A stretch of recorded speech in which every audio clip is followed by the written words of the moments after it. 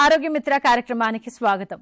వయసు వల్లనో ఆర్థరైటిస్ వల్లనో లేదా ఇతర గాయాల వల్లనో హిప్ మరియు నీ రీప్లేస్మెంట్ సర్జరీలు అవసరం అవుతున్నాయి. అయితే కొన్ని సంవత్సరాల తర్వాత ఇవి దెబ్బతిన్నప్పుడు లేదా సరిగా పనిచేయనప్పుడు రివిజన్ సర్జరీలు అని చేస్తూ ఉంటారు. మరి ఈ రివిజన్ సర్జరీలు అసలు ఏంటి, హిప్ మరియు నీకి ఈ రివిజన్ సర్జరీలు ఏ విధంగా చేస్తారు, ఎంతవరకు సేఫ్, ఏమైనా కాంప్లికేషన్స్ వస్తాయా, ఎలాంటి జాగ్రత్తలు పాటించాలి, ఇవన్నీ వివరించడానికి నాతో ఉన్నారు senior orthopaedic surgeon doctor Krishna Kiran గారు. హలో అండి, వెల్కమ్ టు టీసాట్. హిప్ మరియు నీ తొంటి భాగం అలాగే మోకాలకు చేసే ఈ రివిజన్ సర్జరీలు అసలు ఎందువల్ల చేస్తూ ఉంటారు? అసలంటూ సర్జరీ చేయాల్సిన పరిస్థితి దాకా వెళ్ళారు అంటే ఎందువల్ల అయి ఉంటుంది? ఆ తర్వాత ఈ రివిజన్ సర్జరీ ఎందుకు చేస్తారు? మంచి ప్రశ్న అమ్మా. చాలాసార్లు ఏమవుతుందంటే అర్లీ ఫెయిల్యూర్స్ ఉంటాయి. అంటే సర్జరీ చేసిన సంవత్సరానికో 2 సంవత్సరాలకో 3 సంవత్సరాలకో ఫెయిల్ అవ్వడం జరుగుతుంటుంది. కొన్ని లేట్ ఫెయిల్యూర్స్ ఉంటాయి. అంటే వేసిన ఇంప్లాంట్ లైఫ్ అయిపోయిన తర్వాత ఆ ఇంప్లాంట్ అరిగిపోవడమో లేకపోతే దానివల్ల ప్రాబ్లం జరగడం వల్ల మళ్ళీ రీడూ సర్జరీస్ అవసరం పడతాయి. మూడో కేటగిరీకి చెందింది ఏంటంటే ఫ్రాక్చర్స్, కింద పడడం వల్ల ఫ్రాక్చర్స్ అవ్వడము, ఈ బోన్ పలచపడడం, విరగడము, ఈ ఇంప్లాంట్ ఉండడం మూలకంగా ఈ ఫ్రాక్చర్ మేనేజ్మెంట్ కొద్దిగా కాంప్లికేట్ అయిపోతుంది. సో 3 మెయిన్ కారణాలు అర్లీ ఫెయిల్యూర్స్. అర్లీ ఫెయిల్యూర్స్లో మనం చూసినట్లయితే ఇన్ఫెక్షన్ చాలా ఇంపార్టెంట్ కారణం కింద బయటికి వచ్చింది. ఇప్పుడు మోస్ట్ ఆఫ్ ది ఫెయిల్యూర్స్ ఈ రోజుల్లో మనం చూసినట్లయితే ఇన్ఫెక్షన్ అంటే చీమ్ పట్టడం వల్ల జరిగేటటువంటి ఫెయిల్యూర్స్. లేట్ ఫెయిల్యూర్స్ అయితే ఏమైతే అవి పాలిఎథిలిన్ వేర్ అంటే ప్లాస్టిక్ అరిగిపోవడం వల్లనో ఇంప్లాంట్ ఈ ప్లాస్టిక్ అరిగిపోవడం వల్ల జరిగే ప్రక్రియ వల్ల ఆ ఇంప్లాంట్ లూజ్ అవ్వడము, దానివల్ల నొప్పి రావడం జరుగుతుంది. ఈ మూడో కేటగిరీ పెరిప్రాస్థెటిక్ ఫ్రాక్చర్ అంటారు. అంటే విరగడము. ఈ విరగడం అనేది ఎప్పుడైనా జరగవచ్చు. ఎస్పెషల్లీ ఓల్డర్ పేషెంట్స్లో కనుక మనం సర్జరీ చేసినట్లయితే వాళ్ళ ఎముక ముందుగానే పలచగా ఉంటుంది, వీళ్ళు కింద పడినట్లయితే ఈ ఫ్రాక్చర్ అయ్యే ఛాన్సెస్ ఉంటాయి. ఓకే, అంటే శస్త్రచికిత్స జరిగేటప్పుడు జరిగే పొరపాట్ల వల్ల మళ్ళీ ఇలాంటి రివిజన్ సర్జరీస్ చేయాల్సిన అవసరం ఎంతవరకు పడుతుందంటారు? ఇప్పుడు టెక్నాలజీ మెచ్యూర్ టెక్నాలజీ అమ్మా. లాట్ ఆఫ్ రోబోటిక్ సర్జరీస్ కానివ్వండి, technology assisted surgery it self ఏంటంటే 40 సంవత్సరాల క్రితం మొదలైనప్పుడు ఉండే విధంగా ఇప్పుడు లేదు. ఎందుకంటే బేసిక్ సర్జికల్ స్టెప్స్ అవన్నీ నార్మల్గా అందరూ ప్రాపర్గా నేర్చుకున్న తర్వాతనే సర్జరీ చేస్తారు. సో టెక్నిక్ రిలేటెడ్ ఫెయిల్యూర్స్ అనేవి రేర్గా జరుగుతుంటాయి. స్టిల్ జరగవచ్చు. సర్జరీ సరిగ్గా చేయకపోతే హిప్ జాయింట్ పరిస్థితిలో హిప్ డిస్లొకేట్ అవ్వడము, అర్లీగా లూజ్ అవ్వడము, కప్పు ఊడరావడము ఇట్లాంటివి జరగవచ్చు. నీ రీప్లేస్మెంట్లో అయితే స్టెబిలిటీ అంటే అన్స్టేబుల్గా కనుక మోకాలు వదిలేసినట్లయితే ఆ మోకాలు ఇన్స్టెబిలిటీ వల్ల పెయిన్ రావడము, జారడము, పడడం ఇట్లాంటివి జరిగే అవకాశాలు ఉంటాయి. అయితే టెక్నిక్ రిలేటెడ్ ఫెయిల్యూర్స్ ఈ కాలంలో చాలా అరుదనే మనం చెప్పొచ్చు. అయితే ఈ ఇంప్లాంట్స్ లైఫ్ ఎంతవరకు ఉంటుందంటారు? వాడే ఇంప్లాంట్స్ ఎలాంటివి వాడుతున్నారు నీ విషయంలో కానీ తొంటి విషయంలో? నీ జాయింట్ రిప్లేస్మెంట్లో స్టాండర్డ్ ఇంపోర్టెడ్ ఇంప్లాంట్స్ ఉంటాయమ్మా. మెటల్ ప్లాస్టిక్తోని కూడుకున్న ఉంటాయి. సో తొడ భాగంలో ఫీమర్ అంటారు, దానికి ఫీమరల్ కాంపోనెంట్ కోబాల్ట్ క్రోమ్తో తయారు చేస్తారు. టిబియా ఏదైతే లెగ్ పార్ట్లో ఉండే బోన్ లోపల మనం టైటానియం కానీ cobalt chrome highly polish components use చేస్తాము. మధ్య లోపల ప్లాస్టిక్ ఉంటుంది, పాలిఎథిలిన్ హైలీ క్రాస్లింక్ ప్లాస్టిక్ అని, విటమిన్ ఈ ప్లాస్టిక్ అని డిఫరెంట్ టైప్స్ అవైలబుల్గా ఉంటాయి. కొన్ని ఇంప్లాంట్స్ నీలో మనము కోటెడ్ ఇంప్లాంట్స్ అని అంటారు, జిర్కోనియం కోటెడ్, గోల్డ్ అని అంటారు. గోల్డ్ కాదు, అది titanium niobium nitride coated implants. అవి చూడడానికి గోల్డ్ లాగా అనిపిస్తాయి, చాలా చలామణిలో ఉన్నాయి. సో ఈ కోటింగ్ అనేది ఎలర్జీ ప్రివెన్షన్ కోసం ప్రధానంగా వాడేది. అయితే ఏ ఇంప్లాంట్ వాడినప్పటికీ కూడా 15 years సర్వైవల్. అంటే ఈరోజు ఆపరేషన్ చేస్తే 15 సంవత్సరాల తర్వాత 195 మందికి ఇంకా జాయింట్ పనిచేస్తూ ఉంటుంది. 20 years వరకు అబౌట్ 80% మందికి పనిచేస్తుంది. హిప్ జాయింట్లు తీసుకున్నట్లయితే 2 ప్రధాన రకాలు ఉంటాయి. ఒకటి సిమెంటెడ్ ఇంప్లాంట్స్, ఒకటి అన్సిమెంటెడ్ ఇంప్లాంట్స్. బాల్ అనేది మెటల్ బాల్ ఉండొచ్చు, సిరామిక్ బాల్ ఉండొచ్చు. ఇవి కూడా కనీసం 20 years వరకు పనిచేసే అవకాశాలు చాలా ఎక్కువ. ఎందుకంటే మెటీరియల్ క్వాలిటీ కానివ్వండి, బయోమెటీరియల్స్ విధానము, ఈ ప్లాస్టిక్ అరుగుదల ఇవన్నీ కూడా చాలా తగ్గిపోయి 20 to 30 years మనం ఎక్స్పెక్ట్ చేయొచ్చు. అంటే ఆ రోగికి వచ్చే నొప్పి అనేది ఆ ఇంప్లాంట్ ఫెయిల్యూర్ వల్లేనా లేదా ఇంకా ఇతర కారణాలు ఏమైనా ఉంటాయి? అసలు ఎర్లీ స్టేజెస్లో 3-4 months వరకు ఆపరేషన్ రికవరీ రిలేటెడ్ పెయిన్స్ అనేవి ఉండొచ్చు. అవి పెద్ద సీరియస్ కాదు. కొంతమందికి ఆపరేషన్ సక్సెస్ కాకుండా పర్సిస్టెంట్ పెయిన్ ఉండడము, నీ క్యాప్ వల్ల పెయిన్ ఉండడము ఇట్లాంటివి జరుగుతుంటాయి. అవి కూడా అరుదైన సిచ్యువేషన్స్. రేర్ కేసెస్లో ఇంప్లాంట్ లూజ్ అవ్వడం వల్ల, ఆ లూజ్ అయిన ఇంప్లాంట్ వల్ల అయ్యేటటువంటి బోన్ లాస్, దాని మీద నడవడం వల్ల నొప్పి రావడం అనేది జరుగుతుంది. అయితే రీప్లేస్ జాయింట్లో వచ్చే నొప్పి సీరియస్గా తీసుకోవాలి. అది దాన్ని నిర్లక్ష్యం చేయడానికి వీల్లేదు. ఎందుకంటే నొప్పి అనేది ఆల్రెడీ జాయింట్ రీప్లేస్ అయిపోయింది కాబట్టి నర్వ్ రిసెప్టర్స్ అవన్నీ ఏమీ ఉండవు. ఆ చుట్టుపక్కల ఎముకన్న అది కనుక ఇరిటేట్ చేసినట్లయితే, సాఫ్ట్ టిష్యూని ఇరిటేట్ చేసినట్లయితే, అన్స్టేబుల్గా ఉన్నట్లయితే మాత్రమే పెయిన్ వస్తుంది. ఓకే, ఇప్పుడు అంటే జాయింట్ అక్కడ సడలిపోవడం కానీ లేదు, ఇంకా అక్కడ ఏమైనా ఇష్యూస్ ఉన్నాయంటే ఆ పేషెంట్కి నొప్పి వస్తుంది కదా, ఆ నొప్పితో కూడిన హెచ్చరికలు ఏమై ఉంటాయంటారు? స్టార్టింగ్కి వాళ్ళకి ఎలాంటి లక్షణాలు బయటపడుతూ ఉంటాయి? అప్పుడు వెంటనే డాక్టర్ దగ్గరికి రష్ అవ్వాలి. అంటే కొన్ని సంవత్సరాలు పెయిన్ ఫ్రీగా ఉన్న తర్వాత వంకర కానీ రీకర్ అవుతున్నట్లయితే, జాయింట్ అన్స్టేబుల్గా అనిపిస్తున్నట్లయితే, నడవడానికి సడన్గా డిఫికల్టీ కనుక వాళ్ళు ఫేస్ చేస్తున్నట్లయితే, ఇవి అర్లీ సైన్స్, ఇవి సంథింగ్ ఈజ్ గోయింగ్ రాంగ్. అందుకని ఏంటంటే జాయింట్ రిప్లేస్మెంట్ తర్వాత సంవత్సరానికి, 2 సంవత్సరాలకి, 5 సంవత్సరాలకి, 10 సంవత్సరాలకి పేషెంట్ బాగున్నా బాగాలేకపోయినా వాళ్ళని పిలవడము, మళ్ళీ వాళ్ళని ఇవాల్యుయేట్ చేయడం, ఎక్స్రేస్ తీయడము, క్లినికల్గా చూడడము, స్కోరింగ్ చేయడం అనేది ఆనవాయితీ, అది రొటీన్గా చేస్తుంటాం. అయితే మన దేశంలో చాలామంది పేషెంట్స్ బాగున్నాం కదా అని చెప్పేసి డాక్టర్ దగ్గరికి వెళ్ళడం, ఫాలోఅప్కి వెళ్ళడం అనేది జరగదు. అది చేయకుండా సంవత్సరానికి, 2 సంవత్సరాలకి, 5 సంవత్సరాలకి, 10 సంవత్సరాలకి రెగ్యులర్గా చూపించుకున్నట్లయితే సిమ్టమ్స్ ఉన్నా లేకపోయినా అర్లీ ఫెయిల్యూర్స్ గుర్తించవచ్చు మనం. ప్రాథమికంగా చేసే సర్జరీ ఏదైతే ఉంటుందో అప్పుడు వాళ్ళకి రిజల్ట్స్ అనేవి చాలా బాగుంటాయని చెప్పేసి డాక్టర్స్ చెప్తూ ఉంటారు. రిజల్ట్ కూడా అంతే ఉందని పేషెంట్స్ కూడా అంటూ ఉంటారు. మరి ఈ రివిజన్ సర్జరీస్ విషయానికి వస్తే ఇక్కడ ఏం జరుగుతుంది? ఏ విధమైన రిజల్ట్ ఉంటుందంటారు? ఒకసారి వాళ్ళకు ఆల్రెడీ సర్జరీ జరిగి ఉంటుంది, అప్పుడు వాళ్ళు కాస్త హ్యాపీ లైఫ్ లీడ్ చేస్తుంటారు అన్ని సంవత్సరాలు కూడా. మళ్ళీ ఇప్పుడు రివిజన్ సర్జరీ అంటే కాస్త భయపడతారు. 1, 2 ఏ విధమైన రిజల్ట్ ఉంటుందో అని ఒక క్వశ్చన్ మార్క్ ఉంటుంది. కాంప్లికేషన్స్ ఏమైనా వస్తాయేమో అని చెప్పేసి ఇవన్నీ అడుగుతూ ఉంటారు కదా, మీ సమాధానం ఏంటి? అది స్పెసిఫిక్ కారణం బట్టి ఉంటుంది. సింపుల్ కేసెస్లో ప్రైమరీ సర్జరీ ఎట్లా ఉంటుందో అట్లానే రివిజన్ సర్జరీ అవుట్కమ్స్ కూడా ఉంటాయి.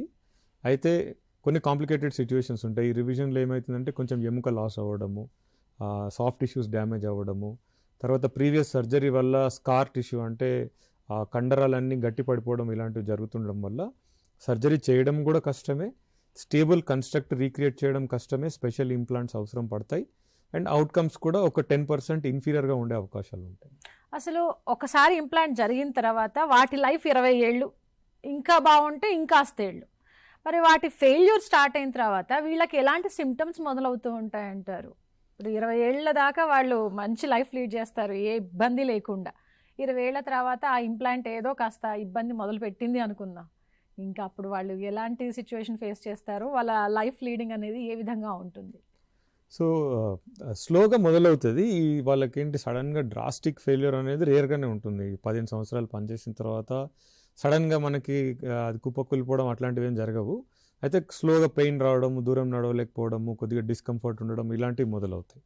ఇట్లాంటి స్టేజ్లో కనుక సంప్రదించినట్లయితే మైనర్ కరెక్షన్స్ ద్వారా దాన్ని రెక్టిఫై చేసే అవకాశాలు ఉంటాయి.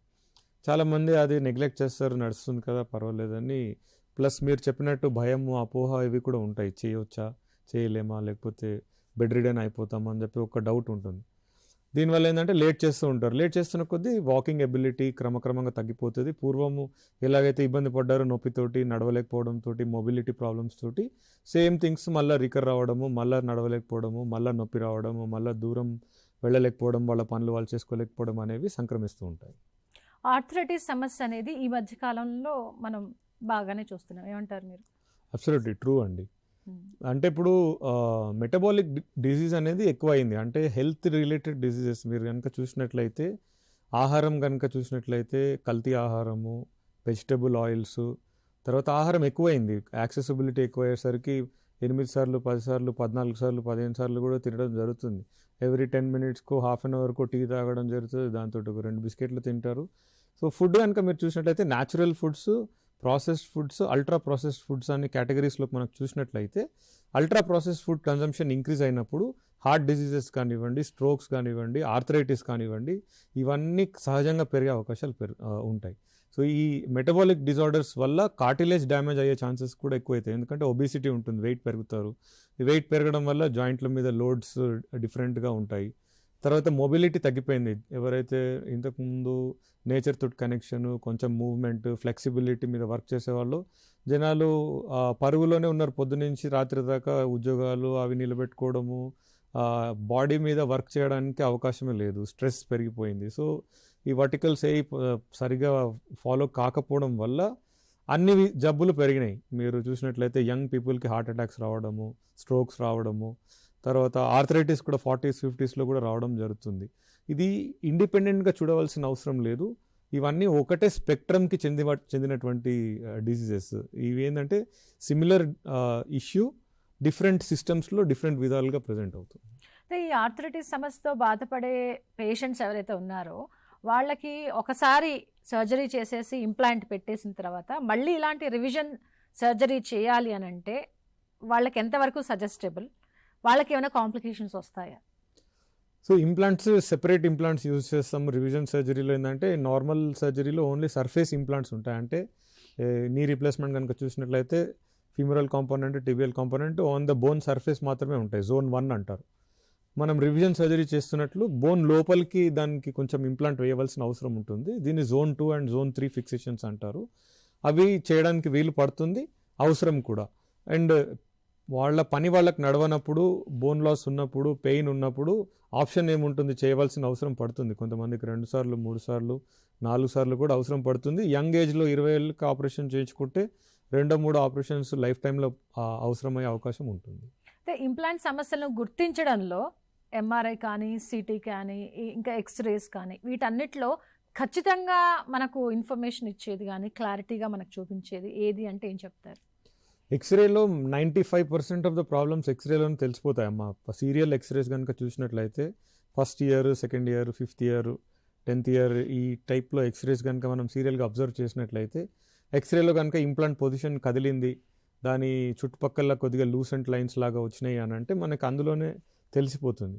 కొన్ని సిచ్యువేషన్స్లో రేర్గా మనము ఎంఆర్ఐ కానివ్వండి, బోన్ స్కాన్ అని టెస్ట్ కానివ్వండి, సిటీ స్కాన్ కానివ్వండి చేయవలసిన అవసరం పడుతుంది. సిటీ స్కాన్ ప్రిడామినెంట్ రోల్ ఏంటంటే ఇప్పుడు హిప్ రీప్లేస్మెంట్లో హిప్ డిస్లొకేట్ అయిపోయింది. సో ఆ కాంపోనెంట్ సరిగా పెట్టారా, దాని ఇంక్లినేషన్ వర్షన్ సరిగా ఉందా లేదా అవి నిర్ధారించుకోవడానికి సిటీ స్కాన్ తెస్తాం. రెండవది ఏంటంటే బోన్ లాస్ ఉంటుంది. అంటే ఎముక అంతా డిస్ట్రాయ్ అయిపోతుంది. కొన్ని కాలమ్స్లో బోన్ ఉండదు, కొన్ని కాలమ్స్లో పోతుంది. ఎక్కడ ఎగ్జాక్ట్గా బోన్ పోయింది, ఎంతవరకు బోన్ మిగిలి ఉంది అని అసెస్ చేయడానికి సిటీ స్కాన్ అవసరం పడుతుంది. సో ఆపరేషన్ ప్లానింగ్ కోసం. అయితే ఫెయిల్ అయిందా లేదా అనేది మోస్ట్లీ ఎక్స్రేలోనే చెప్పడం జరుగుతుంది. అంటే ఇప్పుడు డిస్లొకేట్ అవ్వడానికి రీజన్స్ ఏమై ఉంటాయి అని అంటే అనేకం ఉంటాయా, లేదు పర్టికులర్గా ఇవే ఉంటాయి, వీటి వల్లే మన ఏవైతే పెట్టిన ఇంప్లాంట్స్ ఉన్నాయో అవి డిస్లొకేట్ అయ్యాయి అని చెప్పొచ్చా?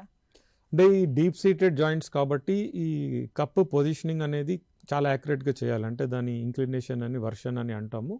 ఈ ఇంక్లినేషన్ వర్షన్లో కొంచెం సేఫ్ జోన్ దాటి కొద్దిగా డిఫరెంట్ పొజిషన్స్లో కనుక పెట్టినట్టయితే ఈ కప్పు డిఫరెంట్ ఎక్స్ట్రీమ్ పొజిషన్స్లో పేషెంట్స్ కింద కూర్చోడానికి ట్రై చేసినా, లేకపోతే కాలు కొద్దిగా ఒక నిద్రలో సడన్గా తిరిగిపోయినా కూడా డిస్లొకేట్ అయ్యే ఛాన్సెస్ ఉంటాయి. రెండో కేటగిరీకి చెందిన పేషెంట్స్ ఎవరైతే స్పైన్ ప్రాబ్లం ఉన్నవాళ్ళు, వాళ్ళకి ఏంటంటే స్పైన్ కూడా స్టిఫ్గా ఉంటుంది, హిప్ అరిగినట్టే స్పైన్ కూడా అరిగిపోతుంది, ఈ స్పైన్లో మూవ్మెంట్ ఉండదు. మీరు స్పైన్ కనుక పెల్విస్ కనుక చూసినట్లయితే అవి కంబైన్డ్గా పనిచేస్తాయి. స్పైన్లో మూవ్మెంట్, పెల్విస్లో మూవ్మెంట్ రెసిప్రోకల్గా నడుస్తూ ఉంటుంది. ఏది ఒకటి స్టిఫ్ అయిపోయినా కూడా వేరే దానిలో ప్రాబ్లం వస్తుంది. అంటే హిప్ స్టిఫ్ అయితే స్పైన్ ఏదైతే నొప్పి వస్తుందో, స్పైన్ కనుక స్టిఫ్ అయితే ఈ హిప్ జాయింట్ లోపల ఉండవలసిన అడ్జస్ట్మెంట్ కూర్చున్నప్పుడు, నిలబడ్డప్పుడు, పడుకున్నప్పుడు జరగదు. అట్లాంటి పరిస్థితిలో కనుక కప్పు పొజిషనింగ్ కూడా కొంచెం అబ్నార్మల్గా పెట్టినట్లయితే హిప్ తొలగిపోయే ఛాన్సెస్ ఉంటాయి. అయితే ఈ హిప్ అరుగుదల విషయంలో కానీ, స్పైన్ అరుగుదల విషయంలో కానీ మనం చూసుకున్నట్టయితే ఏజ్ ఫ్యాక్టర్ ఏ వయసు వాళ్ళలో ఎక్కువగా ఈ అరుగుదల చూస్తున్నారు? హిప్ జాయింట్ ప్రాబ్లం మన దేశంలో స్పెసిఫిక్గా ఏవాస్కులర్ నెక్రోసిస్ అనే ప్రాబ్లం ఉంటుందమ్మా. రక్త సరఫరా డ్యామేజ్ అయ్యి ఈ ఫిమరల్ హెడ్ ఏదైతే ఉంటుందో అది కుప్పకూలిపోతుంది, కొలాప్స్ అయిపోతుంది. సో దానివల్ల సివియర్గా పెయిన్ రావడం, నడవలేకపోవడం అనేవి జరుగుతాయి. ఈ ఏవాస్కులర్ నెక్రోసిస్ కాకుండా ట్రామా సిచ్యువేషన్స్, అంటే ఇప్పుడు ఫ్రాక్చర్ నెక్ ఫీమర్ అని, అసిటాబులర్ ఫ్రాక్చర్ అని, ఇలాంటి ఫ్రాక్చర్స్ జరిగి అవి సరిగా ట్రీట్ కాకపోయినా, ట్రీట్ అయిన తర్వాత సక్సెస్ కాకపోయినా కూడా జాయింట్ అరిగిపోవడం జరుగుతుంది. లాస్ట్ కేటగిరీ ఏంటంటే కీళ్లవాతం, అంటే రుమటాయిడ్ ఆర్థరైటిస్, యాంకైలోజింగ్ స్పాండిలైటిస్ అనే కారణాల వల్ల హిప్ అరిగిపోతుంది. ఫార్చునేట్లీ మన దేశంలో ఏంటంటే ఆర్థరైటిస్ ప్రాబ్లం, అంటే మోకాలు అరిగిపోయినట్టు హిప్ అరగడం అనేది జరగదు. అయితే ఈ కోవిడ్ తర్వాత మేము నోటీస్ చేసింది ఏంటంటే వ్యాక్సిన్ మూలకంగానో కోవిడ్ వల్ల స్టిరాయిడ్స్ వాడారో మరి దేనికి తెలియదు, కానీ ఒక 10-fold మాత్రం ఈ ఏవాస్కులర్ నెక్రోసిస్ ప్రాబ్లం చాలా ఎక్కువైపోయింది. సో ఈ ప్రాబ్లం మనకి 20 yearsకి రావచ్చు, 40కి రావచ్చు, 60కి రావచ్చు. సో ఏజ్ తోటి దానికి సంబంధం లేదు. స్పైన్ అరుగుదల మాత్రం 50-55 దాటిన తర్వాతనే ఆ స్పైన్ ఎల్డర్లీ పీపుల్లోనే అరగడం జరుగుతుంది. ఇక అక్కడ హిప్లో కానీ నీలో కానీ వచ్చే ఇన్ఫెక్షన్ల విషయానికి వస్తే, ఆ ఇన్ఫెక్షన్ని గుర్తించడంలో చేసే రక్త పరీక్షలు ఏవైతే ఉన్నాయో అవి ఎంతవరకు అక్యురేట్గా మనకు రిజల్ట్ చూపిస్తాయి? రక్త పరీక్షల్ని సజెస్ట్ చేయడం కరెక్టేనా? So ESR, CRP, D dimer అని 3 టెస్ట్ చేస్తారమ్మా. ఒక్కటి ఇండివిజువల్గా అంత రిలవెంట్ కాదు, కానీ కంబైన్డ్గా తీసుకున్నట్లయితే 98% సెన్సిటివిటీ స్పెసిఫిసిటీ ఉంటుంది. సో ఈ 2 ఎలివేటెడ్ కనుక ఉన్నాయి, పర్టికులర్ వాల్యూస్ ఉంటాయి. సో సిఆర్పి కనుక 10 రెట్లు ఇంక్రీజ్ అయ్యింది, ఈఎస్ఆర్ 46 కంటే ఎక్కువ ఉంది, ఇన్ హిప్ రీప్లేస్మెంట్ 36 కంటే నీ రీప్లేస్మెంట్లో ఎక్కువ ఉంది అంటే in the setting off pain, వాళ్ళకి పస్ డిశ్చార్జ్ కానీ పర్సిస్టెంట్ పెయిన్ కానీ ఉన్నట్లయితే దీన్ని సీరియస్గా తీసుకుని ఇన్ఫెక్షన్ కిందనే కన్సిడర్ చేస్తాం. ఇప్పుడు ఆధునిక మన టెక్నాలజీని ఉపయోగించి ముందుగానే ఈ రివిజన్కి సంబంధించిన సర్జరీలని ముందుగానే కనుక్కుంటే మళ్ళీ రివిజన్ సర్జరీ చేయకుండా వాళ్ళని కొంచెం మెడికేషన్లో పెట్టేసి కాస్త ఆ టైంని డ్రాగ్ చేయొచ్చు కదా. అలాంటి టెక్నాలజీ ఏమైనా అందుబాటులో ఉందా? ఎందుకంటే మనం చాలా పరిగెడుతున్నాం, ఏఐ టెక్నాలజీని అంతటా యూజ్ చేస్తున్నాం, రోబోటిక్ టెక్నాలజీని యూజ్ చేస్తున్నాం. మరి ఇలాంటి టెక్నాలజీ ఈ రివిజన్ సర్జరీస్ విషయంలో ఏం జరుగుతోంది అసలు? సో అది ever lasting joint replacement is the holy grail అమ్మా. Everybody is working towards that. The endeavor to bring in robotics and technology and trying to make surgery more predictable, reproducible and then perfect is all in that direction. కానీ unfortunately current పరిస్థితులలో మనం neither are we there yet. అంటే మనకి 20, 25, 30 years వరకు మనము success అయ్యాం, కానీ 50 years, 60 years వస్తుందా, అంత ఇంప్రూవ్మెంట్ ఇన్ బయోమెటీరియల్స్ వస్తాయా? ఇప్పుడు ప్రస్తుతం అయితే లేవు. ఫ్యూచర్లో వచ్చే ఛాన్సెస్ డెఫినెట్గా ఉన్నాయి. నెక్స్ట్ 5 to 10 yearsలో మేబీ కార్టిలేజ్ రీగ్రోత్ అయ్యి ఆపరేషన్ అవసరం లేకుండా అవుతుందేమో, ఎవరికి తెలియదు. సో చూడాలి. అది అయితే ప్రాథమిక శస్త్రచికిత్స కంటే ఈ రివిజన్ శస్త్రచికిత్స అనేది ప్రమాదకరమైనదా అంటే ఏమంటారు? డెఫినెట్లీ సర్జరీ టైం ఎక్కువ పడుతుంది, ఎక్కువ ప్లానింగ్ చేయాల్సి ఉంటుంది. సర్జరీ కూడా కొంచెం కష్టసాధ్యంగానే ఉంటుంది.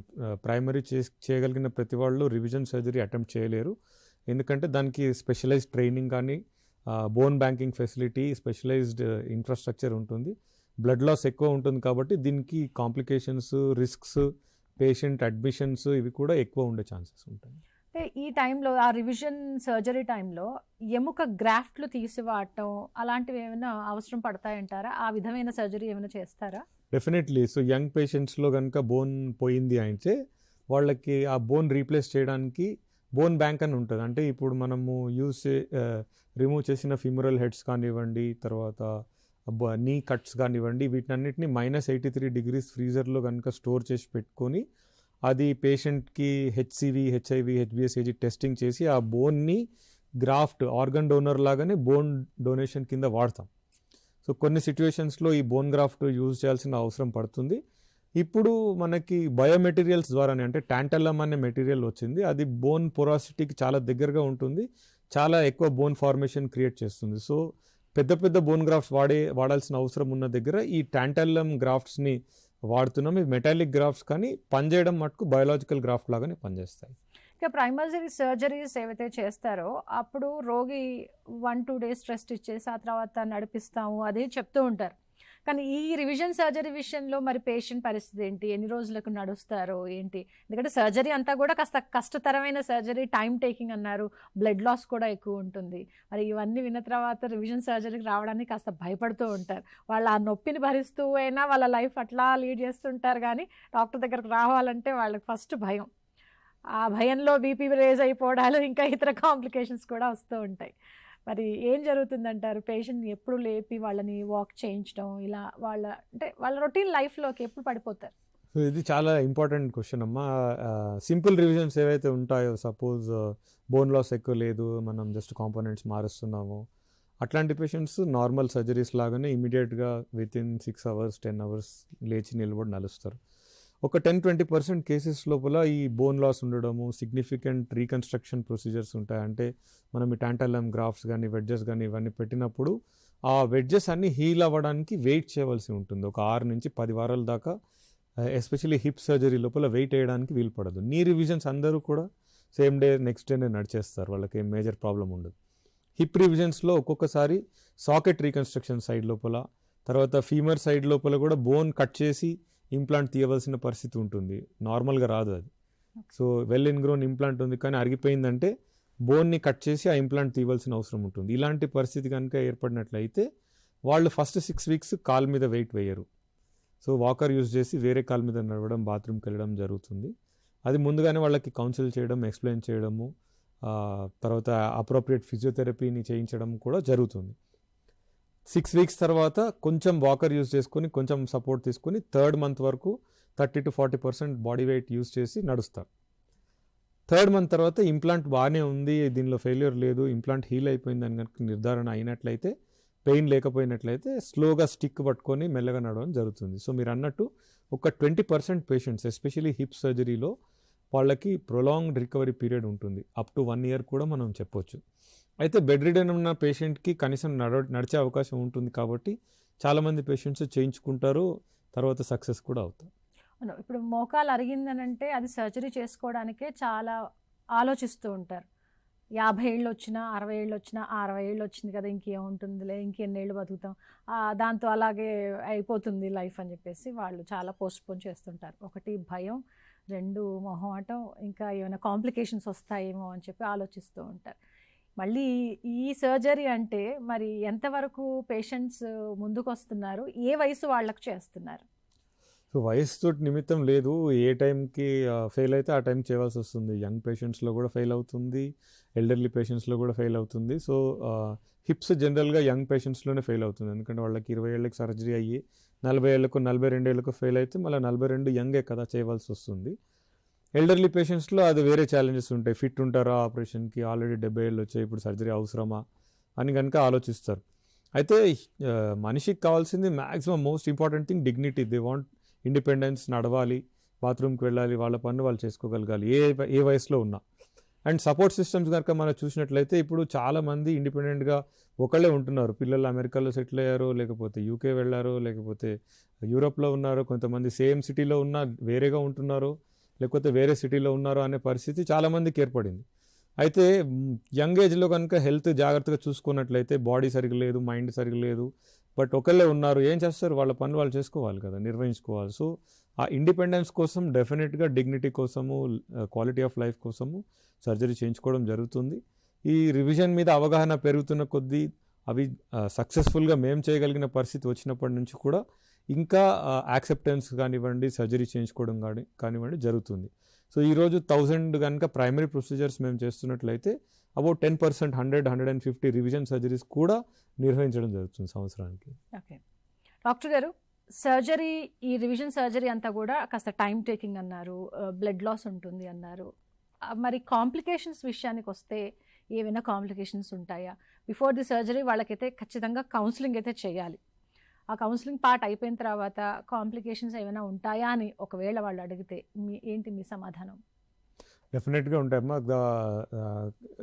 ఆపరేషన్ కంటే ముందు ఫెయిల్యూర్ మెకానిజం ఏదైతే ఉంటుందో అది మళ్ళీ అయ్యే అవకాశాలు ఎక్కువ ఉంటాయి. అవి ముందుగానే ఎక్స్ప్లెయిన్ చేయడం జరుగుతుంది. రెండవది, బ్లడ్ ట్రాన్స్ఫ్యూజన్ అవసరం పడే ఛాన్సెస్ ఉంటాయి వీళ్ళకంటే. రక్తం కనుక ఎక్కువ లాస్ అయ్యింది అంటే సెల్ సేవర్ టెక్నిక్స్ అని ఉంటాయి, అంటే వాళ్ళ రక్తాన్ని యూజ్ చేసి ఆటో ట్రాన్స్ఫ్యూజన్ యూజ్ చేయడం జరుగుతుంది కొన్ని కాంప్లెక్స్ రివిజన్ సర్జరీస్లలో. అయితే ఐసీయూ స్టే కానివ్వండి, హాస్పిటలైజేషన్ కానివ్వండి ఎక్కువ రోజులు ఉండే అవకాశం ఉంటుంది. అండ్ బెడ్లో ఎక్కువ రోజులు ఉంటారు కాబట్టి వీళ్ళకి యాంటీకోగులేషన్, డీవీటీ ప్రొఫిలాక్సిస్ ఇవ్వాల్సిన అవసరం కూడా ఉంటుంది. అండ్ థరోగా medical background, cardiac status, blood test అన్నీ కనుక నిర్వహించిన తర్వాతనే పేషెంట్ ఫిట్ ఉంటేనే ఇట్లాంటి సర్జరీస్కి తీసుకోవడం మంచిది. హైబ్రిడ్ ఫిక్సేషన్ కానీ సిమెంట్లెస్, మీరు మన ప్రోగ్రామ్ స్టార్టింగ్లో ఏదైతే చెప్పారో ఈ 3 కనుక చూసుకున్నట్టయితే ఇందులో ఎక్కువ కాలం అనేది ఏది అంటే ఏమంటారు? సో ఇప్పుడు హిప్కి తీసుకున్నట్లయితే చాలా వరకు రివిజన్ సర్జరీస్ అన్ని uncemented fixation are hybrid fixation వైపుకే మారాయి. అన్సిమెంటెడ్ ఫిక్సేషన్లో ఏమవుతుందంటే బోన్ ఇన్గ్రోత్ జరుగుతుంది, ఈ ఇంప్లాంట్ లోపలికి బోన్ హీల్ అవ్వడము, బయాలజికల్ ఫిక్సేషన్ రీచ్ అవ్వడము, స్టెబిలిటీ ఇంప్లాంట్కి దొరకడం అనేది లాంగ్ టర్మ్లో జరుగుతుంది. సో షార్ట్ టర్మ్ మనం ఫిక్స్ చేస్తాము, లాంగ్ టర్మ్లో బయాలజీ ఫిక్స్ చేస్తుంది. అయితే కొన్ని సందర్భాల్లో ఈ బోన్ లాస్ ఎక్కువ ఉన్నప్పుడు ఈ టీఎం ఆగ్మెంట్స్, టీఎం కప్స్ యూజ్ చేసినప్పుడు సిమెంట్ యూస్ చేసి ఒక లైనర్ కానివ్వండి, డ్యూయల్ మొబిలిటీ కప్ కానివ్వండి, ఇందులోకి సిమెంట్ చేయడం జరుగుతుంది. నీ కనుక మనం చూసినట్లయితే 2 విధానాలు ఉన్నాయి. ఒకటి షార్ట్ సిమెంటెడ్ స్టెమ్స్ అని చిన్న కన్స్ట్రక్ట్స్ జాయింట్కి ఇటువైపు అటువైపు చిన్న స్టెమ్స్ సిమెంట్ చేయడం ఒక ఆప్షన్. కంప్లీట్లీ అన్సిమెంటెడ్ ఫిక్సేషన్ అంటే ఈ మెటాఫైసియల్ స్లీవ్స్ అని కోన్స్ అని జోన్ 2 ఫిక్సేషన్ చేసి చేయడం జరుగుతుంది. థర్డ్ ఆప్షన్ హైబ్రిడ్ ఫిక్సేషన్ అంటే ఒక పార్ట్ అన్సిమెంటెడ్గా ఉంటుంది, ఒక పార్ట్ సిమెంటెడ్గా ఉంటుంది. 1/3, 2/3 రేషియోలో ఉంచుతారు.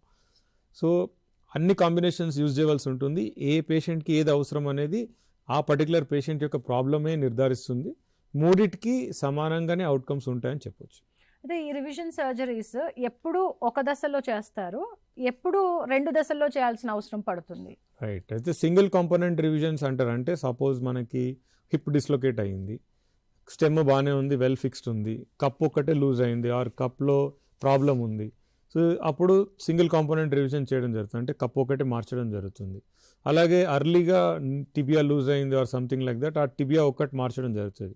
By and large single component రివిజన్స్కి మళ్ళీ ఫెయిల్యూర్ అయ్యే ఛాన్సెస్ ఎక్కువ ఉంటాయి. కాబట్టి ఏమాత్రం అనుమానం ఉన్నా, ఆన్ టేబుల్ అసెస్మెంట్లో కొంచెం తేడా అనిపించినా 2 కాంపోనెంట్స్ మార్చడమే ఉత్తమమైన ఆప్షన్. నీ సర్జరీ అలాగే హిప్, ఈ 2 రివిజన్ సర్జరీస్లో చూసుకుంటే ఏది ఎక్కువగా ఈజీగా ఉంటుంది, ఏది సవాల్గా మారుతుంది అంటారు? అంటే హిప్ జాయింట్ ఎక్స్పోజర్ విధంగా చూసినట్లయితే మోర్ డిఫికల్ట్. హిప్ చుట్టుపక్కల చూసినట్లయితే ఫ్రంట్లో బ్లడ్ వెసల్స్, వెనుక వైపు నర్వ్ ఇవన్నీ ఉండడము, బోన్ లాస్ ఎక్కువ ఉండడం, మేనేజ్ చేయడం కొంచెం డిఫికల్ట్ అయిపోతుంది. Knee joint revision exposure part అంత డిఫికల్ట్ కాకపోయినా కొన్ని సిచ్యువేషన్స్లలో బోన్ లాస్ మేనేజ్మెంట్ ఇవి కొంచెం డిఫికల్ట్ అయ్యే అవకాశాలు ఉంటాయి. అయితే బై అండ్ లార్జ్ చూసినట్లయితే knee revisions definitely are easier to do than hip revisions. Dislocations కానీ, ఇన్ఫెక్షన్స్ కానీ ఈ ఫంక్షన్ ఇది సర్జరీ అయిపోయిన తర్వాత ఏమైనా ఆస్కారం ఉంటుందా వాటికి? సో ఇందాక చెప్పినట్లు సపోజ్ ఇంతకుముందు ఫస్ట్ సర్జరీకి కారణము హిప్ ఇన్స్టెబిలిటీ ఉందనుకోండి, అంటే డిస్లొకేషన్ వల్ల మనం రివిజన్ చేస్తున్నట్లయితే మళ్ళీ డిస్లొకేషన్ అయ్యే ఛాన్సెస్ ఎక్కువ ఉంటాయి. ఆ ఫెయిల్యూర్ మెకానిజం అదే ఉంటుంది. అలాగే ఇన్ఫెక్షన్ కోసం రివిజన్ చేస్తున్నట్లయితే మళ్ళీ రీఇన్ఫెక్షన్ అయ్యే ఛాన్సెస్ ఉంటాయి. సో ఇవి 10% వరకు ఉంటాయి. అంటే 90% సక్సెస్ ఉన్నా కూడా 10% కేసెస్లో మళ్ళీ ప్రాబ్లం అయ్యే అవకాశం ఉంటుంది. అందుకని ఇన్ఫెక్టెడ్ సిచ్యువేషన్స్లో చాలామంది ఏం చేస్తారంటే 2 స్టేజ్ రివిజన్ చేస్తారు. అంటే ఫస్ట్ స్టేజ్లో ఈ మెటీరియల్ అంతా తీసేస్తారు, ఇంప్లాంట్స్ అన్ని కూడా తీసేసి యాంటీబయాటిక్స్ హెవీ కాన్సన్ట్రేషన్లో ఉన్నటువంటి స్పేసర్లని టెంపరీగా అమరుస్తారు. 6 నుంచి 10 వారాలు ఈ కల్చర్ పంపించిన మెటీరియల్లో వచ్చినటువంటి బగ్స్కి ఏ యాంటీబయాటిక్స్ అయితే అనుగుణంగా ఉంటాయో ఆ యాంటీబయాటిక్స్ వాడడం జరుగుతుంది. కొన్నిసార్లు ఐవీ యాంటీబయాటిక్స్ వాడతాము, కొన్ని రోజుల్లో ఓరల్ వాడతాము. సీరియల్గా ఈఎస్ఆర్, సిఆర్పి అనే పారామీటర్స్ని ఇవాల్యుయేట్ చేసి చూడడం జరుగుతుంది, ఇవి తగ్గుతున్నాయా, నార్మలైజ్ అయినాయా లేదా అని. యూజువల్గా 6 నుంచి 10 వారాలు పడుతుంది. సెన్సిటివ్ బగ్ కనుక ఉన్నట్లయితే, దానికి యాంటీబయాటిక్ సెన్సిటివిటీ ఉంది అని అంటే, పేషెంట్ కూడా ఇమ్యూనో కాంపిటెంట్గా ఉన్నట్లయితే జనరల్గా బాగా అయిపోతారు. 8 to 10 వీక్స్లో మళ్ళీ రీడూ చేయడం జరుగుతుంది. అప్పుడు 90 to 95% సక్సెస్ రేట్స్ ఉంటాయి. కొన్ని సిచ్యువేషన్స్లో ఇప్పుడు చూస్తున్నాము పాలిమైక్రోబియల్ ఇన్ఫెక్షన్స్, అంటే ఒకటే పేషెంట్కి 2-3 రకాలటువంటి బగ్ వల్ల ఇన్ఫెక్షన్ రావడం, అవి అన్ని యాంటీబయాటిక్స్కి రెసిస్టెన్స్ ఉండడం, అంటే ఏది ఇచ్చినా అది దానికి సరిపోవటం లేదు. ఇట్లాంటి పేషెంట్స్కి కొన్నిసార్లు సాల్వేజ్ ఆపరేషన్స్, అంటే ఆపరేషన్ స్పేసర్తోనే వదిలేయడము, లేకపోతే నీ జాయింట్ అయితే ఫ్యూజ్ చేయడము, ఇట్లాంటి సర్జరీస్ చేయాల్సిన అవసరం కూడా పడుతుంది. ఓకే. అంటే ఈ రివిజన్ ఇంప్లాంట్స్ అనేవి వాటి లైఫ్ ఎంత కాలం ఉంటుందంటారు? ఇప్పుడు మన ప్రైమరీ ఇంప్లాంట్స్ విషయంలో అయితే 20 ఏళ్ల దాకా అని అనుకున్నాము, మరి ఇవి ఎంతకాలం నిలబడతాయి అసలు? సో రివిజన్ రీకన్స్ట్రక్షన్ కనుక సక్సెస్ఫుల్ అయితే దాని అవుట్కమ్ ప్రైమరీ లాగానే ఉంటుంది, 15-20 years అది కూడా రావాలి. అయితే ఈ ఛాలెంజెస్ నేను చెప్పినట్లు బయోమెకానికల్గా రీకన్స్ట్రక్ట్ చేయడానికి సపోర్ట్ సిస్టమ్ కానివ్వండి ఇవన్నీ తక్కువ ఉంటాయి. కాబట్టి ఛాలెంజింగ్ రీకన్స్ట్రక్షన్ సిచ్యువేషన్స్లలో కొంచెం ప్రైమరీ కంటే ఇన్ఫీరియర్ అవుట్కమ్స్ ఉండే అవకాశాలు ఉంటాయి. బట్ ఇఫ్ సక్సెస్ అయ్యి బాగానే రీకన్స్ట్రక్ట్ చేయగలిగాము 90% కేసెస్లో ప్రైమరీకి రివిజన్కి అవుట్కమ్లో డిఫరెన్స్ రాకూడదు. ఇప్పుడు సర్జరీ సక్సెస్ అయిపోయిందండి, కానీ వాళ్ళకి ఇంకా నొప్పి ఉంది, ఏంటి అయి ఉంటుందంటారు? ఆ విషయంలో, ఆ పేషెంట్ల విషయంలో ఏం జరుగుతుందంటారు? ఆ పెయిన్కి రీజన్ ఏంటి అసలు? సో ఇప్పుడు హిప్ కనుక మనం నీ తీసుకున్నా ఆల్రెడీ ఆపరేట్ అయిన సిచ్యువేషన్లో స్కార్ టిష్యూ ఉంటుంది. ప్రీవియస్ సర్జరీలో ఎంత సాఫ్ట్ టిష్యూ డ్యామేజ్ అయిందనే దానికి మనకు అవగాహన ఉండదు. ఆపరేషన్ చేసిన తర్వాత ఈ స్కార్ టిష్యూ తొలగించడము, ఎక్కువ సాఫ్ట్ టిష్యూ రిలీజెస్ చేయడం ఇలాంటివి జరుగుతాయి. ఇట్లాంటి సందర్భాల్లో కొంచెం లింప్ ఉండడము, కొంచెం పెయిన్ ఉండడం అనేది, సాఫ్ట్ టిష్యూ రిలేటెడ్ పెయిన్ ఉండడం అనేది సహజంగానే చూస్తుంటాము. ఒక 15-20% మందికి పర్సిస్టెంట్ పెయిన్ ఉంటుంది. అయితే వాళ్ళు యాక్టివిటీస్ ఆఫ్ డైలీ లివింగ్ అయితే వాళ్ళ పనులు వాళ్ళు ఈజీగా నిర్వహించుకోగలుగుతారు, దానికి ఇంటర్ఫియర్ అవ్వదు. ఆ పని కూడా నిర్వహించుకోలేనంత నొప్పి ఉందంటే మళ్ళీ రివిజన్ ఫెయిల్ అయినట్లు. ఓకే, అంటే ఈ సర్జరీ జరుగుతున్నప్పుడు, ఈ రివిజన్ సర్జరీ జరుగుతున్నప్పుడు ఆ బోన్ లాస్ ఏదైతే ఉంటుందో ఆ లాస్ అనేది వాళ్ళ నడక విషయంలో కానీ, లేదంటే వాళ్ళకు ఉండే స్ట్రెంగ్త్ విషయంలో కానీ ఏమైనా ఎఫెక్ట్ పడుతుందా? ఆ ఎఫెక్ట్ ఎంతకాలం ఉండొచ్చు? వాళ్ళకి ఏమైనా దీర్ఘకాలికంగా అట్లా ఏమైనా ఉండిపోవచ్చా? అంటే రికవరీకి సంవత్సరం దాకా పట్టొచ్చు వాళ్ళకి, లింప్ తగ్గడము, మామూలుగా నడవడానికి. నార్మల్ సర్జరీకి 3 monthsలో నార్మల్ అయిపోతే వీళ్ళకి ఒక 1 year వరకు కంప్లీట్ ఇంప్రూవ్మెంట్కి పడుతుంది. ఒక ప్రపోర్షన్ ఆఫ్ పేషెంట్స్ ఎవరికైతే మరీ ఎక్కువ బోన్ లాస్ ఉందో, లేకపోతే సాఫ్ట్ టిష్యూ డ్యామేజ్ ఎక్కువ ఉందో, అట్లాంటి వాళ్ళకి పర్సిస్టెంట్గా లింప్ ఉండడమో, లేకపోతే వాకింగ్ ఎయిడ్ అవసరం పడడం అనేది ఉండే అవకాశాలు కూడా ఉంటాయి. ఇంకా ఊబకాయం, డయాబెటీస్ ఈ మధ్యకాలంలో మనం చాలా ఎక్కువ కేసెస్ చూస్తున్నాం. మరి బిఫోర్ సర్జరీ ఇవన్నీ పరిగణలోకి తీసుకుంటారా? డెఫినెట్గా తీసుకోవాలి. HbA1c అని ఉంటుంది. లాస్ట్ 3 monthsలో షుగర్ కంట్రోల్ ఎలా ఉంది అని చూడడము. 8 కంటే తక్కువ ఉంటేనే వాళ్ళని సర్జరీ చేయడం జరుగుతుంది. ఎనీథింగ్ అబోవ్ 8 వాళ్ళకి ఇన్ఫెక్షన్ రేట్స్ యాసిడిటీస్గా పెరుగుతాయి, ఇమ్యూన్ సిస్టమ్ కాంప్రమైజ్ అయి ఉంటుంది. వెయిట్ విధానానికి వస్తే BMI కనుక 40 కంటే ఎక్కువ ఉన్నదైతే వాళ్ళకి ప్రీ సర్జరీ, వీళ్ళకి ముందు బేరియాట్రిక్ సర్జరీస్ ఇట్లాంటివి చేయడం జరుగుతుంది. ప్రైమరీ విషయంలోకి వచ్చినట్లయితే వెయిట్ తగ్గిన తర్వాత రీప్లేస్మెంట్ సర్జరీస్ ఆఫర్ చేయడం జరుగుతుంది. BMI more than 40 high risk, HbA1c more than 8 again high risk. వీళ్ళకి రిజల్ట్స్ ఏ విధంగా ఉంటాయంటారు? అంటే వాళ్ళకి ఏ కాంప్లికేషన్ లేకుండా సర్జరీ కనుక చేయగలిగినట్లయితే result will be similar to that of normal people. So weight per se వల్ల దానికి ఇన్ఫీరియర్ అవుట్కమ్ లేకపోతే పువర్ అవుట్కమ్ ఏమి ఉండదు. ఇప్పుడు షుగర్ పేషెంట్స్కి ఎంతవరకు సజెస్టబుల్ అంటారు ఈ రివిజన్ సర్జరీ అనేది? వాళ్ళు ప్రైమరీ సర్జరీకి వెళ్ళడానికే వాళ్ళు ముందుగా భయపడుతూ ఉంటారు. అప్పుడు ఎలాంటి మెజర్స్ తీసుకొని వాళ్ళకి సర్జరీ చేయాలి? ఈ రివిజన్ సర్జరీ అప్పుడు ఎలాంటి మెజర్స్ పాటించాలి? సేమ్ మెజర్స్ తీసుకోవాల్సి ఉంటుంది. ఈ షుగర్ కంట్రోల్ కరెక్ట్గా ఉండాలి పెరియాప్ పీరియడ్ లోపల. అండ్ 3 monthsకి ఈ హిమోగ్లోబిన్, గ్లైకోసిలేటెడ్ హిమోగ్లోబిన్ అని అంటారు, అది ఏంటంటే లాస్ట్ 3 monthsలో షుగర్ లెవెల్స్ ఎలా ఉన్నాయనే దాన్ని బట్టి మనము ఒక వాల్యూని రీచ్ అవుతాము. లెస్ దెన్ 8 కనుక ఉన్నట్లయితే వీళ్ళ షుగర్ బాగానే కంట్రోల్ అయినట్లు లెక్క. అలాంటి వాళ్ళకి నార్మల్ ఏదైతే ప్రైమరీ సర్జరీలో ఉంటుందో అట్లాంటి కాంప్లికేషన్స్ ఉంటే ఎక్కువ ఏమీ ఉండవు. HbA1c కనుక 8 కంటే ఎక్కువ ఉన్నట్లయితే వీళ్ళకి షుగర్ ఆప్టిమైజేషన్ చేసిన తర్వాతనే రివిజన్ సర్జరీ ప్లాన్ చేయడం జరుగుతుంది. ఇంకా స్పోర్ట్స్ ఆడే వాళ్ళ విషయంలో అసలు ఇంప్లాంట్ ఎంతవరకు వేయాల్సిన అవసరం పడుతుంది? ఈ రివిజన్ ఇంప్లాంట్స్ వాళ్ళకి ముందుగానే వేయాల్సిన అవసరం ఏమైనా వస్తుందా, లేదు వాళ్ళకి నార్మల్ పీపుల్ లాగానే వాళ్ళకి టైం పడుతుందా? అచ్చా, ప్రైమరీ జాయింట్స్ స్పోర్ట్స్ పర్సన్స్ లోపల ఏంటంటే వాళ్ళకి డెఫినెట్గా కొంచెం లిమిటేషన్ ఉంటుంది. They will not be able to go back to active sport. Joint, primary joint మటుకు నార్మల్ ఏదైతే ఉంటుందో అవే వేస్తాం. రివిజన్ ఇంప్లాంట్ ఏం వేయాల్సిన అవసరం ఉండదు. అయితే డబుల్స్ టెన్నిస్ కానివ్వండి, డబుల్స్ జాగింగ్ ఇట్లాంటివి చేయగలుగుతారు. హిప్ జాయింట్కి విషయానికి వచ్చినట్లయితే రీసర్ఫేసింగ్ అనే ప్రొసీజర్ ఉంటుంది.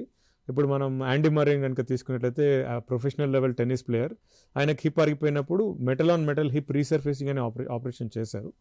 అయితే కరెంట్లీ ఆ మెటల్ ఆన్ మెటల్కి వచ్చినటువంటి ఫెయిల్యూర్స్ వల్ల నార్మల్ పీపుల్ ఎవరికి అట్లాంటి ఆపరేషన్ సజెస్ట్ చేయడం జరగదు.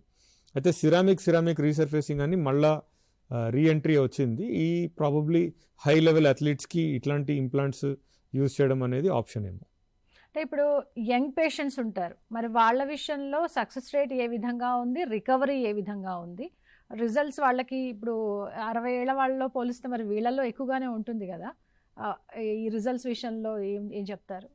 యంగ్ ఆర్థరైటిక్ పేషెంట్ కొంచెం డిఫికల్ట్ ఛాలెంజ్ అమ్మా, ఎందుకంటే ఎక్స్పెక్టేషన్స్ ఎక్కువ ఉంటాయి, లిమిటేషన్స్ ఎక్కువ యాక్సెప్ట్ చేయరు, అండ్ లాంజివిటీ ఎక్కువ ఉంటుంది వాళ్ళకి. 30, 40, 50 years లైఫ్ ఉంటుంది కాబట్టి మల్టిపుల్ కాంప్లికేటింగ్ ఇష్యూస్ ఉన్నాయి అందులో. అంటే సాటిస్ఫాక్షన్ తక్కువ ఉండొచ్చు. అండ్ ఇంప్లాంట్ చేసిన తర్వాత కూడా రిజిస్ట్రీ డేటా అయితే మనం చూసినట్లయితే ఈ యంగ్ పేషెంట్స్లో లెస్ దెన్ 55 ఉన్న వాళ్ళ పేషెంట్స్లో ఫెయిల్యూర్ రేట్స్ ఎక్కువ ఉన్నాయి. ఎందుకంటే వాళ్ళు ప్రాబబ్లీ పెయిన్ తగ్గిపోయిన తర్వాత జాయింట్ని ఎక్కువ యూజ్ చేసే అవకాశాలు ఉంటాయి. సంబడి ఈజ్ మోర్ దెన్ 55, 60 వాళ్ళ రిక్వైర్మెంట్ డిఫరెంట్గా ఉంటుంది. సో ఈ యంగ్ పేషెంట్స్ లోపల జాయింట్ కన్జర్వింగ్ ప్రొసీజర్స్, అంటే సర్జరీ జాయింట్ రీప్లేస్మెంట్ కాకుండా టిబియల్ ఆస్టియోటమీ కానివ్వండి, maybe some sort of A joint conserving procedure చేయడానికి ట్రై చేస్తాం. మ్యాక్సిమం కుదరడం లేదు, మరీ ఎక్కువ ఇబ్బందికరంగా ఉందంటే వీళ్ళకి పార్షియల్ నీ రీప్లేస్మెంట్ కానివ్వండి, తర్వాత రీసర్ఫేసింగ్ టైప్ ప్రొసీజర్స్ కానివ్వండి చేయడం జరుగుతుంది. అంటే హాఫ్ ఆఫ్ ద అరిగిన పార్ట్ రీప్లేస్ చేయడం ఇట్లాంటివి చేస్తాం. So they will work for 15-20 years. అవి ప్రాబ్లం వచ్చినప్పుడు వాళ్ళకి ప్రైమరీ నీ రీప్లేస్మెంట్ చేయడం జరుగుతుంది. అప్పుడు 45 నుంచి 60కి వస్తారు కాబట్టి ఆ సర్వైవల్ 60 to 80 నడిచిపోతుంది. So by buying 15 years through some temporary procedure we're giving them a 35 years life instead of a 15-year life. అంటే ఎవరికి పార్షల్ నీ రీప్లేస్మెంట్ చేస్తారు, ఎవరికి ఫుల్ నీ రీప్లేస్మెంట్ అనేది చేయాల్సిన అవసరం పడుతుంది? సో ఒక స్పెసిఫిక్ టైప్ మోకాల అరుగుదలలో ఏంటంటే యాంటీరోమీడియల్ ఆర్థరైటిస్ అని ఉంటుంది. వాళ్ళకి ఏంటంటే ఓన్లీ ఈ ఫ్రంట్ ఆఫ్ ద నీలో నొక్కినట్లయితే అక్కడ నొప్పి ఉంటుంది, వాళ్ళకి ఏమి ఇంకెక్కడ అరగదు, లిగమెంట్స్ అన్నీ ఇంటాక్ట్గా ఉంటాయి, నీ క్యాప్ బాగుంటుంది, ఆపోజిట్ కంపార్ట్మెంట్ పర్ఫెక్ట్గా ఉంటుంది. సో ఇట్లాంటి వాళ్ళకి ఏంటంటే వంకర కూడా ఎక్కువ ఉండదు, 10 degrees వరకు ఉంటుంది, అది కంప్లీట్గా కరెక్టబుల్గా ఉంటుంది. సో ఇట్లాంటి పీపుల్కి ఏంటంటే ఆ అరిగిపోయిన పార్ట్ మాత్రమే రీప్లేస్ చేయడం జరుగుతుంది. సో వాళ్ళకి నీ ఫీలింగ్ కానివ్వండి అన్ని నీ న్యాచురల్ నీ లాగానే ఉంటాయి, కింద కూర్చోగలుగుతారు, గాల్ఫ్ ఆడగలుగుతారు, అన్ని చేయగలుగుతారు వాళ్ళు. సో వీళ్ళకి ఏంటంటే 15 to 20 years ఆ half knee replacement with very good function నడుస్తుంది. అది ఫెయిల్ అయినప్పుడు దాన్ని మళ్ళీ నీ రీప్లేస్మెంట్ కింద కన్వర్ట్ చేసుకోవచ్చు. ఇప్పుడు కోవిడ్ వచ్చిన తర్వాత మనం అనేక ఆరోగ్య సమస్యలు చూస్తున్నాం, అరిగిపోవటాలు కూడా ఎక్కువగానే చూస్తున్నాం. మరి అరిగిపోయిన వాళ్ళకి వాళ్ళు ఈ రీప్లేస్మెంట్లు చేస్తే వాళ్ళ నార్మల్ లైఫ్ లీడ్ చేయవచ్చా? 100% నార్మల్ అయిపోతారమ్మా. వాళ్ళ డైలీ యాక్టివిటీస్ అయితే 100% చేయగలుగుతారు. స్పోర్ట్ యాక్టివిటీస్ ఇందాక చెప్పినట్లు doubles games, jogging, cross training, swimming ఇట్లాంటి యాక్టివిటీస్ ఈజీగా రిజ్యూమ్ చేయగలుగుతారు. But marathon running, maybe high intensity sports వీటికి వెళ్ళడానికి డిఫికల్ట్ ఉంటుంది, వాళ్ళు వెళ్ళలేరు. మిగతా వరకు చాలా వరకు చేయగలుగుతారు. పెయిన్ తోటి ఏదైతే రిస్ట్రిక్ట్ అవుతుందో వాళ్ళ క్వాలిటీ ఆఫ్ లైఫ్, ఆ పెయిన్ పోవడం వల్ల క్వాలిటీ ఆఫ్ లైఫ్ రిజ్యూమ్ కావడము, ఇంప్రూవ్ కావడము, తర్వాత డిగ్నిటీ రీక్లెయిమ్ కావడము, నడవగలగడము, సొసైటీలో వాళ్ళ ఉన్నటువంటి సిచ్యువేషన్ కూడా ఇంప్రూవ్ అయ్యే ఛాన్సెస్ ఉంటాయి. అంటే ఒక జాయింట్ మీద కొన్ని సర్జరీస్ జరిగాయి అనుకోండి, అలాంటి పేషెంట్ల విషయంలో ఎలాంటి జాగ్రత్తలు తీసుకోవాలంటారు? ప్రీవియస్ సర్జరీస్ వాళ్ళకి ఏంటంటే ఇన్ఫెక్షన్ ఉందా లేదా రూల్ అవుట్ చేసుకోవాలి. ఎస్పెషల్లీ ట్రామా సిచ్యువేషన్లో ప్లేట్స్ కనుక వేసినట్లయితే some sort of a ligament reconstruction అయ్యింది, అది ఫెయిల్ అయింది. ఇట్లాంటి కేసెస్లో ముందుగా ఇన్ఫెక్షన్ రూల్ అవుట్ చేసుకుని ఈ ఇంప్లాంట్ తీయాలా ఉంచాలా ఇలాంటి నిర్ధారణ చేసుకుని మేబీ రివిజన్ ఇంప్లాంట్ లాంటిది ఏమైనా యూజ్ చేయాలా అనేది మనం ముందుగా ఆలోచించి దాన్ని బట్టి దాన్ని ప్రొసీడ్ అవ్వాల్సి ఉంటుంది. So previously operated cases primary కంటే కొంచెం కాంప్లికేటెడ్గా ఉంటాయి. ఇక నావిగేషన్ సిస్టమ్ రివిజన్ సర్జరీస్ కానీ, రోబోటిక్స్ సర్జరీస్ కానీ, ఇవి ఎంతవరకు ఖచ్చితత్వంతో సర్జరీస్ చేస్తున్నాయంటారు? ఎందుకంటే ఇప్పుడు మనం రోబోటిక్ సర్జరీస్ అనేవి చాలా చూస్తున్నాం, చాలా సర్జరీస్లో రోబోటిక్నే వాడుతున్నారు కూడా, ఎందుకంటే ఎక్కువ ఖచ్చితత్వంతో చేస్తాయని చెప్పేసి. మరి నీ కానీ హిప్ రీప్లేస్మెంట్ విషయంలో కానీ రివిజన్ విషయంలో కానీ ఏం జరుగుతోంది? సో ప్రైమరీ రీప్లేస్మెంట్కి ఇప్పుడు రోబోటిక్ సర్జరీ అన్నిటికీ ఉందమ్మా. హిప్కి ఉంది, పార్షియల్ నీకు ఉంది, నీ రీప్లేస్మెంట్కి ఉంది. సెమీ ఆటోమేటిక్ రోబోట్స్ కూడా ఉన్నాయి. అంటే సర్జన్ అవసరం లేకుండా కూడా ఫీల్డ్లోకి వచ్చి సర్జరీ చేసేటటువంటి రోబోట్స్ కూడా అవైలబుల్ ఉన్నాయి. దీని యాక్యురసీ, ప్రిసిషన్ కానివ్వండి, ఖచ్చితత్వం కానివ్వండి అన్నీ నిర్ధారించినటువంటివి, డెఫినెట్లీ వెల్ ప్రూవెన్. కానీ క్లినికల్ అవుట్కమ్ మీద ఎంత ఇంప్రూవ్మెంట్ కలిగిస్తాయి అనేది టైం నిర్ధారిస్తుంది, మనకి ఇప్పుడు తెలియదు. అయితే వరల్డ్ వైడ్ కనుక మనం చూసినట్లయితే ఈ టెక్నాలజీ అడాప్షన్ ఇంక్రీజ్ అవుతుంది. అండ్ ఎర్లీ రిజల్ట్స్ చూసినట్లయితే పార్షియల్ నీ రీప్లేస్మెంట్స్కి అండ్ నీ రీప్లేస్మెంట్స్కి కొంతవరకు మెరుగ్గా ఉన్నట్లు తెలుస్తుంది. కానీ 20-year అవుట్కమ్ వస్తే కానీ మనకి క్లియర్గా తెలియదు.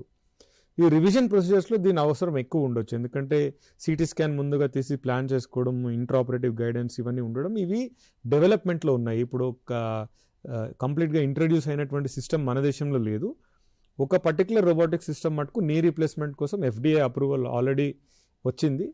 నెక్స్ట్ 1-2 years లోపల రివిజన్ ప్రొసీజర్స్కి డెఫినెట్గా robotic surgery, CT based planning ఇవన్నీ రావడం అనేది మేము ఎక్స్పెక్ట్ చేస్తున్నాం. ఇక 3D ప్రింటెడ్ కస్టమ్ ఇంప్లాంట్స్కి సంబంధించి చెప్పండి, వీటి విషయంలో అసలు ఏం జరుగుతుంది? ఇప్పుడు కొన్ని సిచ్యువేషన్స్ లోపల మనకి ఆఫ్ ద షెల్ఫ్ ఇంప్లాంట్స్ ఏవైతే అవైలబుల్ ఉంటాయో వాటి ద్వారా అసిటబులర్ రీకన్స్ట్రక్షన్ కానివ్వండి, ఈ డిఫెక్ట్ రీకన్స్ట్రక్షన్ చేయడం వీలు పడదు. సో ఇట్లాంటి వాళ్ళకి ఏం చేస్తామంటే ముందుగానే వాళ్ళకి CT స్కాన్ తీయించుకొని 1 mm స్లైసెస్ తీసుకుని వాళ్ళకి ప్రీ సర్జరీనే వీళ్ళ బోన్ డిఫెక్ట్ ఎక్కడుంది, వీళ్ళకి ఏ రకమైనటువంటి ఇంప్లాంట్ యూస్ చేయాలి అని మనము ప్లాన్ చేస్తాం. సో దీనికి కొన్ని కంపెనీస్ ఉన్నాయి, వాళ్ళు 3D ప్రింటింగ్ మీద పనిచేస్తారు. సో కస్టమైజ్డ్గా ఆ పర్టికులర్ పేషెంట్కి అవసరం ఉన్నటువంటి ఇంప్లాంట్ని సర్జన్ తోటి చర్చించిన తర్వాత ప్లాన్ చేసి 9-10 రోజుల టైంలో ఆ ఇంప్లాంట్ని ప్రింట్ చేయడము, అది పంపించడం జరుగుతుంది. దాన్ని ట్రైసిలియం అని చెప్పి స్పెషలైజ్డ్ టైటానియం టెక్నాలజీతో తయారు చేస్తారు. అది ఆల్రెడీ DCGI FDA అప్రూవల్ ఉన్నటువంటి టెక్నాలజీ. ఇవి కొంచెం కాస్ట్లియర్గా ఉన్నప్పటికీ కూడా కాంప్లెక్స్ సిచ్యువేషన్స్లో సింపుల్గా సర్జన్ని బయట పెట్టడము, పేషెంట్కి ఈజియర్గా ఉండడం అనేది చాలా నోటీస్ చేయవలసిన విషయాలు. అబౌట్ 5% కేసెస్లో ఇట్లాంటి ప్లానింగ్ కానివ్వండి, ఇట్లాంటి 3D ప్రింటెడ్ ఇంప్లాంట్స్ తయారు చేయించడం కానీ అవసరం పడుతుంది. అయితే ఈ టెక్నాలజీ వల్ల ఏమవుతుందంటే పేషెంట్కి అనాటమీ ఎలా ఉంది, వాళ్ళ బోన్ ఎక్కడ పోయింది, ఎక్కడ ఉంది, ఎక్కడ స్ట్రెంగ్త్ ఉంది, డైరెక్షన్ ఆఫ్ ద స్క్రూ, ఇవన్నీ ముందుగానే మనం చూసి లెంగ్త్ నిర్ధారణ చేసి చేయడం వల్ల రివిజన్ సర్జరీ టైం చాలా వరకు తగ్గిపోతుంది. అంటే బ్యాక్టీరియా అంటకుండా చేసే ఈ మెటీరియల్స్ వీటి గురించి కూడా ఒకసారి చెప్పాలి. సో ఇప్పుడు మా బ్యాక్టీరియా ఇన్హిబిట్ చేసేటటువంటి బయోమెటీరియల్స్ ఉన్నాయి. నెయిల్స్లో యూజ్ చేస్తున్నారు, ఇంటర్లాకింగ్ నెయిల్స్ ట్రామా సిచ్యువేషన్స్లో. అంటే ఇప్పుడు ఏమైందంటే సూచర్స్లో కూడా ఉన్నాయి, ట్రైక్లోసాన్ అని చెప్పి మెటీరియల్ తోటి సూచర్స్ కూడా బ్యాక్టీరియా అంటకుండా ఉంటాయి. కానీ ఒక విషయం మనం గమనించాల్సింది ఏంటంటే హ్యూమన్ బాడీలో 4 ట్రిలియన్ సెల్స్ ఉంటే 100 ట్రిలియన్ బ్యాక్టీరియా వైరస్లు ఉంటాయి. సో ఈచ్ పర్సన్ లోపల బ్యాక్టీరియా వైరస్కి ఎక్కువ ప్రాధాన్యత ఉన్నది సెల్ కంటే. ఆ బ్యాక్టీరియా ఎక్కడ ఉంటాయి, గట్లో ఉంటాయి, స్కిన్లో ఉంటాయి, జాయింట్లో కూడా ఉంటాయి. దీన్ని మైక్రోబయోమ్ అని అంటారు. ఈచ్ ఇండివిజువల్కి యూనిక్ మైక్రోబయోమ్ ఉంటుంది. సో జెన్యున్గా మనము బ్యాక్టీరియా లేని పరిస్థితి క్రియేట్ చేయగలుగుతామా లేదా అనేది చాలా క్వశ్చనబుల్ సిచ్యువేషన్. మెయిన్ ప్రాబ్లం ఏమవుతుందంటే గుడ్ బ్యాక్టీరియాకి బ్యాడ్ బ్యాక్టీరియాకి మధ్య ఉన్నటువంటి బ్యాలెన్స్ డిస్టర్బ్ అవుతుంది. Poor quality food choices, processed food, vegetable oil, refined food, koalas, ఇవన్నీ తీసుకోవడం వల్ల ఏమవుతుందంటే గట్ మైక్రోబయోమ్ ఏదైతే ఉందో ఈ గట్ మైక్రోబయోమే మొత్తం డిస్ట్రాయ్ అయిపోయింది. దీని బదులు మీరు ఫర్మెంటెడ్ ఫుడ్స్, తర్వాత మజ్జిగ, లేకపోతే కొంబూచా, కెఫీర్ ఇట్లాంటి ఫుడ్స్ తీసుకున్నట్లయితే మీ మైక్రోబయోమ్ బికమ్స్ హెల్దీ. ఆ హెల్దీ మైక్రోబయోమ్ ఉన్న వాళ్ళకి అసలు ఈ ఇన్ఫెక్షన్ ఉండే ఛాన్సెస్ తక్కువ. బికాస్ గట్ డిస్బయోసిస్ అంటారు, అంటే gut has become bad. The bacteria which are normally ప్యాథోజెనిక్ని ఈ నాన్ ప్యాథోజెనిక్ బ్యాక్టీరియా వీటిని కంట్రోల్లో పెడతాయి. ఓకే, సో మీరు యాంటీబయాటిక్ తీసుకుంటే ఇవి రెండు చచ్చిపోతాయి. ఏవి ఎంత చచ్చిపోతాయి మనకు తెలియదు. సో యాంటీబయాటిక్ యూసేజ్ కానివ్వండి, బ్యాక్టీరియల్ ఇన్హిబిషన్ అనేది మంచి ఆప్షన్ కాదు. ఇప్పుడు ఇన్ఫెక్షన్ రిలేటెడ్ ట్రీట్మెంట్ కూడా బ్యాక్టీరియా ఫేజ్ థెరపీ అని చెప్పి దాని మీద వర్క్ చేస్తున్నారు. ఏవైతే వైరస్లు ఉంటాయో స్పెసిఫిక్ ఆ పర్టికులర్ బ్యాక్టీరియాని టార్గెట్ చేసి అవి ఇంజెక్ట్ చేస్తే ఆ బ్యాక్టీరియా మాత్రమే డిస్ట్రాయ్ చేస్తాయి. So the lot of research going on microbiome of individuals, how to optimize the microbiome, and that itself will fight the infection. We don't need to give any antibiotic. So ఈ routine antibiotic uses, high end antibiotics వాడడము, ఎక్కువ రోజులు వాడడము, వీటి మీద చాలా అపోహలు ఉన్నాయి ప్రజల్లో. అరే జాయింట్ రీప్లేస్మెంట్ చేశారు, నీ డాక్టర్ గారు యాంటీబయాటిక్స్ రాయడం మర్చిపోయారని కూడా ఉంటుంది. యాక్చువల్లీ రికమెండేషన్ ఓన్లీ 24 అవర్స్లో 2 డోసెస్ ఆర్ 3 డోసెస్ ఇవ్వాలి. బట్ మీరు కనుక ప్రాక్టీసెస్ చూసినట్లయితే వేరియబుల్గా ఉంటాయి. 5 days, 10 days, 15 days కూడా యాంటీబయాటిక్స్ వాడుతున్నారు. ఈ యాంటీబయాటిక్ ఇండిస్క్రిమినేట్ యూసేజ్ వల్ల ఏమవుతుందంటే రెసిస్టెంట్ బగ్స్ పెరుగుతున్నాయి, ఏవైతే నార్మల్ బ్యాక్టీరియా ఉంటాయో అవి చచ్చిపోతున్నాయి. దానివల్ల ఇన్ఫెక్షన్స్ పారాడాక్సికల్గా పెరుగుతున్నాయి, తగ్గట్లేదు. అండ్ వచ్చిన ఇన్ఫెక్షన్ ఎలా ఉంటుంది, యాంటీబయాటిక్ రెసిస్టెంట్ ఇన్ఫెక్షన్ ఉంటుంది, దానికి ఏ మందులు మన దగ్గర లేవు. ఇది కనుక మనం కేర్ఫుల్గా ఇప్పుడు లేకపోయినట్లయితే, ఇండివిజువల్ లెవెల్లో అవగాహన తెచ్చుకున్నట్లయితే, next pandemic will be super bug infections. నార్మల్గా ఉన్న వాళ్ళకి ఈ బగ్స్ ఏమైతే they will keep on reinventing themselves. అవి సర్వైవ్ అయితే ఎట్లా అయినా, bacteria have to survive, they will not die. అవి ఏం చేస్తే they will create systems so that they are no resistant to one antibiotic. Imagine a situation where there is no antibiotic to give to the patient. So వీటిని మనం చాలా జాగ్రత్తగా శ్రద్ధగా public లెవెల్లో తెలుసుకోవాల్సింది ఏంటంటే యాంటీబయాటిక్స్ అవసరమా మనకి, ఇప్పుడు వాడాలన్నా వద్దా, డాక్టర్ పర్యవేక్షణలోనే వాడాలి, ఎన్ని రోజులు వాడాలి, అవసరమా నాకు ఇది లేదా, దీన్ని ఆఫ్సెట్ చేసుకోవడానికి నేను ఏ రకమైనటువంటి ఫుడ్ తీసుకుని నా మైక్రోబయోమ్ ఇంప్రూవ్ చేసుకోవాలనే థాట్ ప్రాసెస్ రాకపోతే ఫ్యూచర్లో మనం చూసినట్లయితే యూరినరీ ట్రాక్ట్ ఇన్ఫెక్షన్స్ కానివ్వండి, గట్ ఇన్ఫెక్షన్స్ కానివ్వండి, ఈ జాయింట్ ఇన్ఫెక్షన్స్ కానివ్వండి, ఇవి పెరుగుతాయి కానీ తగ్గవు.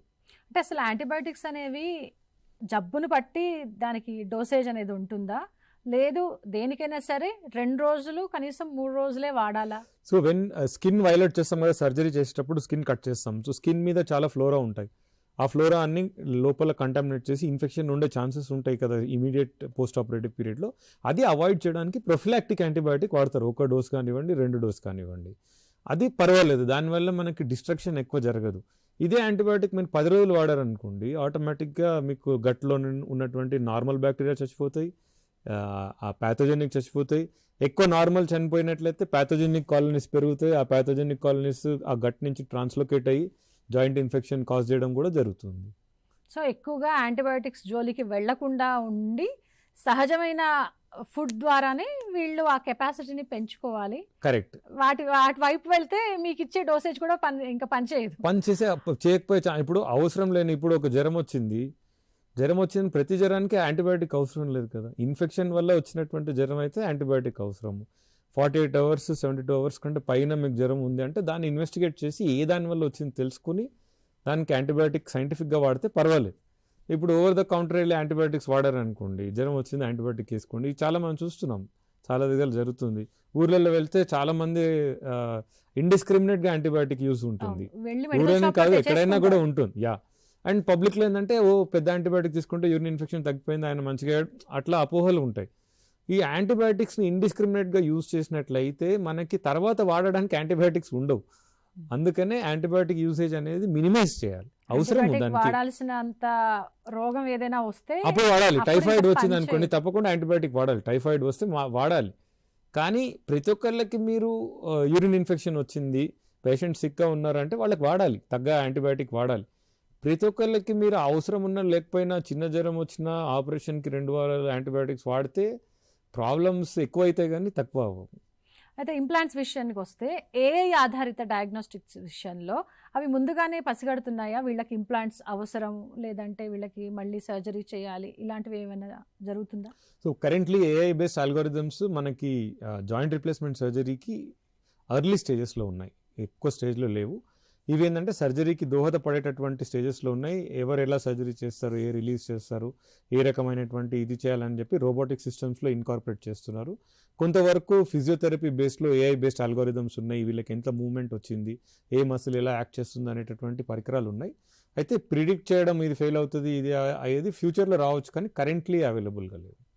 రివిజన్ సర్జరీ తర్వాత వాళ్ళకి హాస్పిటల్ నుంచి ఇంకా ఎన్ని రోజులకి వాళ్ళు డిశ్చార్జ్ అవుతారు? ఇప్పుడు ప్రైమరీ సర్జరీ విషయంలో, ఇంప్లాంట్స్ విషయంలో అయితే వాళ్ళకి 2 days 3 days ఏమైనా పడుతుండొచ్చు. మరి ఈ రివిజన్ సర్జరీ విషయంలో ఏ విధంగా ఉంటుంది? ఎప్పుడు వాళ్ళు బ్యాక్ టు వర్క్ వెళ్ళిపోవచ్చు? సో రివిజన్ సర్జరీకి డెఫినెట్లీ హాస్పిటలైజేషన్ కొంచెం ఎక్కువ ఉంటుంది ప్రైమరీస్ కంటే. ప్రైమరీస్లో 60% పేషెంట్స్ 24 hours లోపల ఇంటికి వెళ్ళిపోతున్నారు. ఇప్పుడు ఒక రిమైనింగ్ 40% సెకండ్ డే వెళ్తారు 48 hours తర్వాత, వాళ్ళ పెయిన్ టాలరెన్స్ని బట్టి. Revisions average 2 days to 4 days మధ్యలో హాస్పిటల్లో ఉంటారు. కొంతమంది ఎక్కువ రోజులు కూడా ఉండాల్సిన అవసరం ఉంటుంది. అట్లీస్ట్ 3 months వీళ్ళకి పడుతుంది to get back to complex revisions. అయితే 3 months మినిమం పడుతుంది to go back to their previous activities and social commitments. Simple revisions అయితే అప్ టు 6 weeksలో కూడా వాళ్ళు వెనకకి వెళ్ళే అవకాశం ఉంటుంది. రివిజన్ విషయంలో ఫిజియోథెరపీ రోల్ ఎంతవరకు ఉంటుందంటారు? ఫిజియోథెరపిస్ట్ని ఖచ్చితంగా వీళ్ళు కలవాల్సిందేనా, ఫిజియోథెరపీ చేయాల్సిందేనా? రివిజన్ కేసెస్లో కూడా ఫిజియోథెరపీ అవసరం పడుతుంది. అయితే అగ్రెసివ్ ఫిజియోథెరపీ ఏమీ ఉండదు. ఈ రోజులలో సర్జికల్ టెక్నిక్స్ ఎట్లా ఇవాల్వ్ అయినాయంటే minimal physiotherapy support, muscle activation, ability to walk properly, chair transfer, stair climbing, ఇట్లాంటి యాక్టివిటీస్ కోసము సూపర్వైజ్ ఫిజియోథెరపీ 2 to 4 weeks మధ్యలో అవసరం పడుతుంది. 4 weeks తర్వాత వాళ్ళంతటి వాళ్ళు అది చేసుకోగలుగుతారు.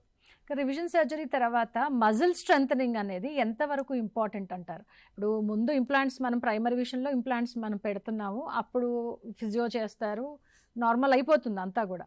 కానీ ఇప్పుడు రివిజన్ సర్జరీ అయిపోయిన తర్వాత ఈ మజిల్ స్ట్రెంథనింగ్ అనేది ఎంతవరకు ఇంపార్టెంట్? ఆ మజిల్ స్ట్రెంథనింగ్కి సంబంధించి ఫుడ్ విషయంలో కూడా వీళ్ళు జాగ్రత్తలు పడాలా? సో ఇది కూడా చాలా ఇంపార్టెంట్ క్వశ్చన్ అమ్మా. Muscle is organ of longevity. అంటే మసిల్ కనుక పోయింది అంటే లాంజివిటీ తగ్గిపోతుంది. ఏమవుతుందంటే ఏజ్ పెరుగుతున్న కొద్దీ 2-3% రేట్న సార్కోపీనియా అంటే మసిల్ పోతూ ఉంటుంది. అదే మీరు చూసినట్లయితే చిన్నపిల్లల్ని చూసినట్లయితే ఈజీగా కింద కూర్చొని లేస్తారు. ఇప్పుడు 40 ఏళ్ళ వాళ్ళని కూడా కింద కూర్చొని లేవమంటే లేవలేకపోతున్నారు.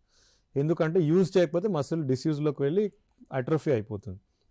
దేర్ ఫోర్ నార్మల్ పీపుల్ కానివ్వండి, primary hip joint replacement surgery వాళ్ళకి కానివ్వండి, రివిజన్ వాళ్ళకి కానివ్వండి, ఫంక్షన్ బాగా ఉండాలి, ఎక్కువ రోజులు మంచిగా నడవగలగాలి, కింద పడకూడదు, యాక్టివ్గా ఉండాలంటే మసిల్ స్ట్రెంగ్థనింగ్ అనేది 1 to 2 years కాన్స్టెంట్గా చేసుకోవాలి. తర్వాత బ్యాక్గ్రౌండ్లో మసిల్ మెయింటెనెన్స్ కోసం adequate protein consumption 1 gram per pound of body weight protein తీసుకోవడం ఇంపార్టెంట్. ఎందుకంటే protein itself is the building block. డయట్లో కనుక మీరు 1 gram per pound of body weight protein తీసుకోకపోతే మీ muscle over a period of time keeps on going. It's a very difficult organ to build. ఎందుకంటే metabolic currency కాబట్టి దానికి చాలా ఎక్కువ మీరు ఇన్పుట్ ఇస్తే కానీ అది పెరగదు, ఈజీ కాదు. సో యూజ్ చేయాలి, అడిక్వేట్ ఫుడ్ పెట్టాలి, క్యాలరిక్ సర్ప్లస్ ఉండాలి, అప్పుడు మసిల్ పెరుగుతుంది. పోవడానికి ఇమీడియట్గా పోతుంది. 4 రోజులు ఫుడ్ తీసుకోకపోతే ఫస్ట్ పోయేది మసిల్. వెయిట్ తగ్గిందని మనం చాలా హ్యాపీగా ఫీల్ అవుతాం. 2-3 కిలోలు మసిల్ పోయి చాలా వీక్ అయిపోతారు మనుషులు. సో ఫ్యాట్ అనేది లాస్ట్ పోతుంది, మసిల్ అనేది తొందరగా పోతుంది. అందుకనే యూజ్ చేయాలి. 5 మూమెంట్స్ చేయాలి. కింద కూర్చోవాలి, లేవాలి, పైనుంచి కింద థింగ్స్ తీసుకోవాలి, హారిజాంటల్ పుష్ చేయాలి, హారిజాంటల్ పుల్ చేయాలి, అండ్ లంజ్ చేయాలి. 5 మూమెంట్స్ కనుక చేసినట్లయితే అన్ని బేసిక్ మసిల్స్, లాట్స్, పెక్టరాలిస్, గ్లూట్స్, అదే జస్ట్ మీరు ఎక్కువ చేయనక్కర్లేదు. కూర్చొని లేవచ్చు, సోఫాలో కూర్చొని లేవచ్చు. 100 times కూర్చొని లేచారంటే మీ లెగ్ మసిల్స్ వర్క్ అవుతున్నాయి కదా. కాఫ్ మసిల్ ఎక్సర్సైజ్ చేయొచ్చు సింపుల్గా. లేకపోతే పైనుంచి ఏదైనా సామాన్ తీయాలంటే పైనుంచి కిందకి తీయొచ్చు, వెయిట్ తోటి తీయొచ్చు. ఎందుకంటే ఎవరైనా ఎత్తుకోవాలి, సామాన్ తీయాలి, కింద పడ్డది లేపాలంటే కూడా మీకు ఈ మసిల్ ఫంక్షన్ అవసరం. కాబట్టి ఈ 5 మసిల్స్ కనుక మనం మెయింటైన్ చేసుకున్నట్లయితే చాలా వరకు హెల్త్ బాగుంటుంది. డాక్టర్ గారు, ఫైనల్గా ఇప్పుడు చూస్తున్న వాళ్ళకి అనిపించవచ్చు డాక్టర్ గారు ఈజీగా చెప్పేస్తున్నారు, బాగానే ఉంది, కానీ మరి ఖర్చుతో కూడుకున్న విషయమా ఈ రివిజన్, ఈ సర్జరీస్, ఇవన్నీ కూడా ఇంప్లాంట్స్, ఇవన్నీ ఎంత ఖర్చు అవుతుంది, ఏంటి ఇన్సూరెన్స్లు ఇవన్నీ ఏమైనా ఉంటాయా అని వాళ్ళకంటూ ఒక డౌట్ వస్తుంది కదా, ఏం చెప్తారు? సో ఇది డెఫినెట్లీ కాస్ట్లీ సర్జరీనే 100%. అండ్ మనది కాస్ట్ సెన్సిటివ్ మార్కెట్. మన దేశంలో చాలామందికి ఇంకా బిలో పవర్టీ లైన్ ఉంటారు, చాలామందికి ఆహారం ఇష్యూ ఉంటుంది. అట్లాంటి వాళ్ళకి it's like buying a Ferrari car for them. So but మనం వెస్ట్ కంపేర్ చేస్తే, సింగపూర్ కంపేర్ చేస్తే, వేరే దానికి చేసినట్లయితే ఫ్రాక్షన్ ఆఫ్ ఎ కాస్ట్లోనే మన దగ్గర సర్జరీ జరుగుతుంది. అయితే ప్రైమరీ సర్జరీ కనుక 3 lakhsలో కనుక అవుతుంది, అయితే రివిజన్ సర్జరీ 6 to 10 lakhs మధ్యలో అయ్యే ఛాన్సెస్ ఉంటాయి. కొంతమందికి ఇంకా ఎక్కువ కూడా కావచ్చు. సపోజ్ పర్సనలైజ్డ్ ఇంప్లాంట్ తయారు చేయాలి, కస్టమ్ ఇంప్లాంట్స్ అంటే అవి ఇంకా ఎక్స్పెన్సివ్ ఉండే ఛాన్సెస్ ఉంటాయి. అయితే అందరికీ ఎక్స్పెన్సివ్ ఉండదు. కొన్ని రివిజన్స్ సింపుల్గా అయ్యేవి తక్కువలో కూడా అయిపోతాయి. మోస్ట్ ఇన్సూరెన్స్ కంపెనీస్ ఇప్పుడు రివిజన్ ప్రొసీజర్స్ కూడా కవర్ చేస్తున్నాయి. సో వన్ అదర్ థింగ్ ఏంటంటే హెల్త్ ఇన్సూరెన్స్ అనేది కంపల్సరీగా ఏదైనా ప్రాబ్లం వచ్చినప్పుడు నేను ఇన్సూర్ చేసుకుంటాను అనుకోకుండా it's a part of my life అని తీసుకోవడం చాలా ఇంపార్టెంట్. హెల్త్ ఇన్సూరెన్స్ అనేది ఎర్లీ ఏజ్ నుంచే మొదలుపెట్టినట్లయితే ప్రీమియమ్స్ కూడా ఎక్కువ ఉండవు. And as a part of expenditure హోటల్కి వెళ్ళి ఖర్చు పెట్టాం అనుకుని హెల్త్ ఇన్సూరెన్స్ చేయించుకోవడం చాలా మంచిది, చాలా మంచిది. And it's not very expensive మన దేశంలో హెల్త్ ఇన్సూరెన్స్. కొన్ని కంట్రీస్లో వెళ్ళినట్లయితే మీరు చూస్తే కాస్ట్ రివిజన్ ప్రొసీజర్కి ₹1,00,00,000 దాకా అవుతుంది. అండ్ దానికి కూడా అవైలబిలిటీ ఉండదు. ఇక్కడ ఎక్స్పర్టీస్ ఉంది, కాస్ట్ అంత లేదు. And government produces so many schemes, కానీ people have to watch out for themselves కదా. గవర్నమెంట్ అందరికీ అన్నీ చేయలేదు కదా. So health insurance simple thing, ₹2 per day or ₹10 అనుకోండి మ్యాక్సిమం. ఇలాంటివి ఏమైనా వచ్చినప్పుడు వాళ్ళకి హెల్ప్ అవుతుంది డెఫినెట్లీ. సో సడన్గా ఈరోజు చేసుకుంటే రేపు వాళ్ళు ఇవ్వరు కదా ఇన్సూరెన్స్ వాళ్ళు కూడా. వాళ్ళది కూడా 3 to 4 years మీరు చేసుకుంటే తర్వాత మీకు ఇన్సూరెన్స్ వస్తుంది. At least 10 to 15 lakhs insurance for family చేసుకున్నట్లయితే గాడ్ ఫర్బిడ్ ఏదైనా యాక్సిడెంట్ అయినా, ఏదైనా ఇలాంటి అవకాశం ఉన్నా, లేకపోతే హాస్పిటలైజేషన్ అవసరం పడి, ఇప్పుడు కోవిడ్లో అవసరం పడింది, ఏం చేశారు? అందరు ఖర్చు పెట్టాల్సి వచ్చింది కదా. సో హెల్త్ని ప్రయారిటీ కింద తీసుకొని, హెల్త్ని ఫోకస్ కింద పెట్టుకొని, పెళ్ళికి ఇంత ఖర్చు పెడతాం, హెల్త్కి మనం కూడా ఖర్చు పెట్టాలని చెప్పి థాట్ ప్రాసెస్ ఉండాలి. హెల్త్ వేస్ట్ అనుకోకూడదు. హెల్త్ లేకపోతే ఇంకేం చేయలేరు కదా. హెల్త్ ఇస్ వెల్త్, ఆరోగ్యం మహాభాగ్యం. మై మైండ్ సెట్ కానీ మన దేశంలో అలా లేదు అన్ఫార్చునేట్లీ. హెల్త్కి రిలేటెడ్ ఖర్చు అనగానే అయ్యో ఇది వేస్ట్ అనుకుంటా పెద్ద. కానీ మర్సిడీస్ కార్ కొనుక్కోవాలంటే దాని గురించి ఆలోచించారు, ₹1,00,00,000 అయినా పెట్టి కొనుక్కోవచ్చు. కానీ హెల్త్ అనేసరికి అయ్యో ఇది ఎక్కడ పోతుంది, వేస్ట్, మనకు మనం చేసుకునేది కదా. ఇప్పుడు మంచి ఇంప్లాంట్ వేసుకున్నారు, ఎవరు తీసుకెళ్తారు ఇంప్లాంట్? పేషెంటే తీసుకెళ్తారు కదా, హాస్పిటల్కి ఏమి ఇవ్వరు కదా implant. So government has already brought in policies to regulate the cost. So many things government has done to make that healthcare affordable. అయితే surgery time, man power, infrastructure, hospital setting up వీటన్నిటి కూడా cost ఉంటుంది కదా. So దాన్ని మనం respect చేయాలి. Of course అందరూ జేబులోంచి పెట్టకపోతే ఇన్సూరెన్సెస్ ఉన్నాయి, చేసుకోవాలి. అండ్ దాన్ని ప్రయారిటీ కింద తీసుకోవాలి. అవాయిడ్ చేసుకుంటే మంచిది. So many things are there. కుదరలేదంటే అట్లీస్ట్ ఇన్సూరెన్స్ ఉంటుంది. రైట్ అండి. థ్యాంక్స్ ఫర్ జాయినింగ్ డాక్టర్ గారు. థ్యాంక్స్ మా. ఇది వాళ్ళ ఆరోగ్య మిత్ర కార్యక్రమం. చూస్తూనే ఉండండి TSAT.